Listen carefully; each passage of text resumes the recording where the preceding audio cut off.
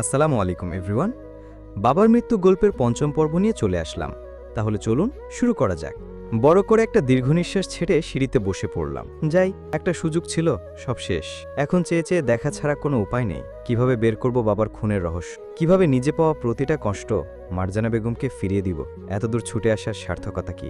শুধু এইটুকু সার্থকতা, তোরির বিয়েটা দেখতে পাবো। মনে হচ্ছে বাবার খুনের রহস্যই থেকে যাবে। গালিবও এসে আমার পাশে বসলো। ওর মনেও হতাশার ছাপ। গালিব বলল, এখন কিভাবে কি করবি? আমি বললাম, চেয়ে চেয়ে দেখা ছাড়া আর কোনো উপায় নেই। গালিব বলল, আচ্ছা, এটা কার কাজ হতে পারে? আমি বললাম, যার প্ল্যানই হোক, সে আমাদের প্ল্যান সম্পর্কে জানে। গালিব বলল, কিভাবে বুঝলি? আমি বললাম, এত নিখুঁত প্ল্যান কার মাথায় বা আসতে পারে? গালিব বলল, আরে মুনি আপুকে তুই চিনিস না, ওনার হাজব্যান্ড আর উনি যেই বদ। আমি বললাম, তোর মুখে এসব তো মানায় না, আরো বেশি করে কথা পেটে রাখ। গালিব বলল, তুই শুধু শুধু আমাকে দুষছিস। আমি বললাম, তুই তো নিষ্পাপ মুন্না। গালিব বলল, আবার মুন্না কে? আমি বললাম, সিনেমার ডায়লগ। আচ্ছা চল, মার্কেটে যেতে হবে। গালিব বলল, কেন? আমি বললাম, নাস্তা করব। গালিব বলল, আরে ভাই, মার্কেটে যেতে হবে না, সবার সাথে নাস্তা করবি। আমি বললাম, এখন কিন্তু মেজাজ গরম হয়ে যাচ্ছে। গালিব বলল, আচ্ছা চল। গালিবের রুমে এসে ফ্রেশ হয়ে নিলাম। গালিবটা আবার কোথায় যেন হারিয়ে গেল। আমি তার বিছানায় শুয়ে মোবাইল টিপছি। আবার উদয় হলো সেই প্রমা চৌধুরী। এবার এসেই তো সরাসরি বলল, মেঘবাবুকে বেশ চিন্তিত লাগছে। আমি আতকে উঠলাম তার কথা শুনে। বিস্মিত হয়ে মেয়েটার দিকে তাকিয়ে আছি, চেষ্টা করছি চেনা যায় কিনা, কিন্তু না, সে অপরিচিত। আমি বললাম, কে আপনি? খোঁজ নিয়ে দেখেন কে আমি। আপনি জানলেন কি করে আমি মেঘ? সত্য কখনো গোপন থাকে না। কি চান আপনি? ভালোবাসা চাই, সময় হলে বলবো। আগে আগে বলে দেই, আমি কিন্তু পারবো না। সময় হলে দেখা যাবে। আমাকে আপনি আপনি করবেন না, বয়সে ছোট। ঠিক আছে, কিন্তু তুমি জানলে কি করে আমি মেঘ? মেয়েটা মোবাইল হাতে নিয়ে একটা ছবি আমাকে দেখালো। আমি রীতিমতো স্তব্ধ। বুকের ভিতর অদ্ভুত শিহরণ বয়ে গেল। এটা তো সেই মায়াবতী মেঘা। এতক্ষণে প্রমা নামটা ক্লিয়ার বুঝতে পারলাম। মেঘা বলেছিল তার বান্ধবী প্রমার কথা। হ্যাঁ, মেঘাই বলেছিল, কিন্তু সে তো বলেছিল তার বান্ধবী এক্সামের কারণে তার সাথে আসতে পারেনি। আবার প্রমা এখানেই বা কি করে? সে কি হয় এই বাড়ির? প্রমা বলল, কি হলো, চিনতে পারছেন? তোমার ব্যাপারে সবকিছু রহস্যই রয়ে গেল। ক্লিয়ার হবে কিছুদিনের ভিতরে, তার আগেও হতে পারে। একটা কথা জিজ্ঞেস করব, কি? যদি কিছু মনে না করেন। মেঘা সম্পর্কে জানতে চাইছেন? ও মাই গড, এই মেয়েটা দেখছি অনেক ফাস্ট। মেঘার আশা ছেড়ে দেন। কেন? ওর বিয়ে ঠিক হয়ে আছে। আমি ওর আশায় বসে আছি, সেটা কে বলল তোমাকে? অনুমান করলাম। ভুল। আমি তার কাছ থেকে টাকা পাই। তুমি যেভাবে পারো মেঘাকে আমার সাথে একটিবার দেখা করার সুযোগ করে দাও। ছোটবেলায় খেয়েছি সুজি, একটু হলেও বুঝি। সমস্যা নেই, আমি দেখা করাবো, তবে আমার ব্যাপারটা মাথায় রাখতে হবে। দেখা যাক। ঠিক আছে, ভয় পাবেন না মেঘ চৌধুরী, আমি আছি আপনার সাথে, বন্ধু ভাবতে পারেন। আমি বললাম, যখন উপকারে আসবে তখন না হয় বন্ধুত্বের হাতটা বাড়াবো। অপেক্ষায় রইলাম। সিঁড়ি দিয়ে নামতেই দেখলাম সবাই বসে নাস্তা করছে। আমি আর গালিব পাশ কাটিয়ে যাওয়ার চেষ্টা করলাম, কিন্তু বড় মামার ডাকে থেমে যেতে হলো। মামা বলল, এই গালিব। গালিব বলল, জি জেঠু। মামা বলল, সকালে নাস্তা না করে কোথায় যাচ্ছিস? গালিব বলল, জেঠু, একটু মার্কেটে যাচ্ছি। মামা বলল, কেন? সকাল সকালে তো কিসের জরুরি? গালিব বলল, না মানে জেঠু, মিরাজ রেস্টুরেন্টে যাবে। ছোট মামা বলল, রেস্টুরেন্টে আবার যাবি কেন? গালিব বলল, কাকু, মিরাজ ব্রেকফাস্ট করবে। মামি বলল, এখানে ব্রেকফাস্ট করলে কি সমস্যা? গালিব বলল, না মানে আম্মু, মিরাজ অনেক বছর আমেরিকায় ছিল তো, আমাদের সাধারণ বাঙালি খাবার খেতে ইতস্তত বোধ করে। মুন্নি বলল, কাল তো বলেছিলি ডেকোরেশনের লোক। গালিব বলল, আরে ডেকোরেশন ওর মামার, আমি ইউএসএ ওর ফ্ল্যাটেই ছিলাম, আবার একই ভার্সিটিতে পড়তাম। আমি গালিবকে হাত টেনে নিয়ে যাচ্ছি, কিন্তু গালিবের মতলব যে অন্য ছিল তা কিছুক্ষণ পরে বুঝতে পারি। মামি বলল, তুমি কিছু মনে করো না, আমার ঘরে একটা বলদ হয়েছে। মামা বলল, একটা ফরেনার ছেলে আসলো, তুই কারো সাথে পরিচয় করিয়ে দিলি না, ছেলেটা কিভাবে আছে, কি খায় না খায়। আমি বললাম, থাক আঙ্কেল, আমি গালিবকে নিষেধ করেছিলাম। এই ফাঁকে গালিব চট করে সুযোগ বুঝে বলল, গালিব বলল, জেঠো, মিরাজকে কিছুদিন রাখতে চাই, ওর বাবা মা নেই তো, শুধু মামা আছে বাংলাদেশে। ভাবলাম ছুটি পর্যন্ত সময়টা আমার সাথে থাকলে ভালো হয়। মামা বলল, এখানে বলাবলির কি আছে গালিব, সে থাকবে এখানে, আমাদের সবার সাথে সময় কাটাবে। মামা বলল, ওর নাম যেন কি বললি? গালিব বলল, মিরাজ। মামা বলল, ওহ মিরাজ, তুমি যতদিন আছো বাইরের খাবার খাবে না, আমাদের বাড়িতে খাবে। তুমি তো জাত বাঙালি, দেশের খাবার খেয়ে অভ্যস্ত হও। আমি বললাম, দেখা যাক। নকল মেঘ মুটকো বলল, মামা খুব ভালো সিদ্ধান্ত নিয়েছো। আমারও এখানে একা একা খুব বোরিং লাগছিল। যাক, ফরেনার একটা সঙ্গী পাওয়া গেল। মামা বলল, সমস্যা নেই, গালিব আছে, মিরাজ আছে, সব তো সমবয়সী। আমার অবশ্যই এই পরিবারে এই পজিশনটা বেশ প্রয়োজন ছিল। ডেকোরেশনের লোক সাজার একটাই উদ্দেশ্য, বাড়ির চারপাশ খুঁটিয়ে খুঁটিয়ে দেখা। কেউ কিছু মনে করবে না। 3 দিন যে কোনো সময় যে কোনো জায়গায় যেতে পারবো। কিন্তু আমার সব প্ল্যানে পানি ঢাললো এই মুটকো মেঘ। আচমকে এমন একটা সিচুয়েশনে পড়লো ভাবিনি। তবে আমাকে ভেঙে পড়লে চলবে না, সব কিছু আবার ঢেলে সাজাতে হবে।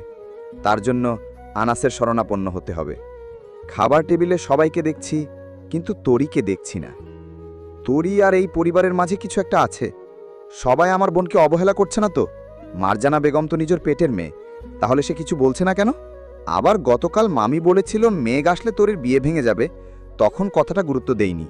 এখন সেটা অনেক বেশি গুরুত্বপূর্ণ হয়ে দাঁড়িয়েছে। না, আর হাত গুটিয়ে বসে থাকলে চলবে না, কিছু একটা করতে হবে। আমি আর গালিব তার রুমেই বসেছিলাম। হুট করে মারজানা বেগম এলেন সেখানে। আমি আর গালিব অনেকটা থমকে গেলাম। মা বলল, গালিব। গালিব বলল, জি ফুফু। মা বলল, তোরা একটু মেঘের সাথে যা তো। গালিব বলল, কোথায়? মা বলল, মেঘ নাকি তরির বর দেখতে যাবে, তোরা গেলে ভালো হয়। আমি গালিবকে ইশারায় বললাম রাজি হওয়ার জন্য।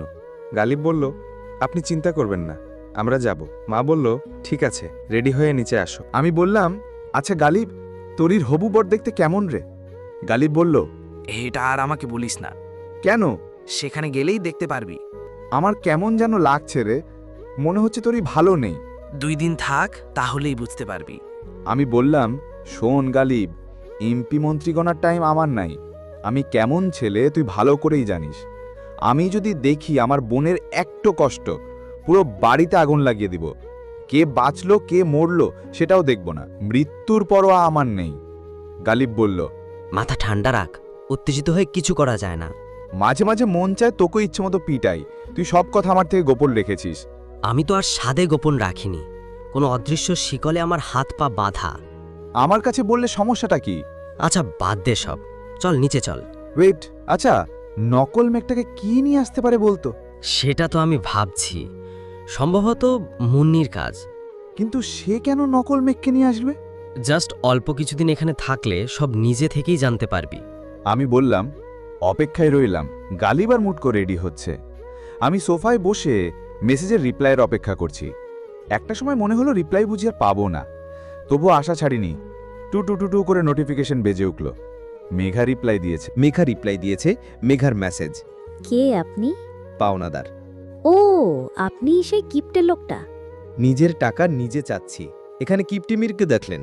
বারে, 500 টাকারই না হয় একটা মামলা, এর জন্য আপনার ঘুম আসছে না?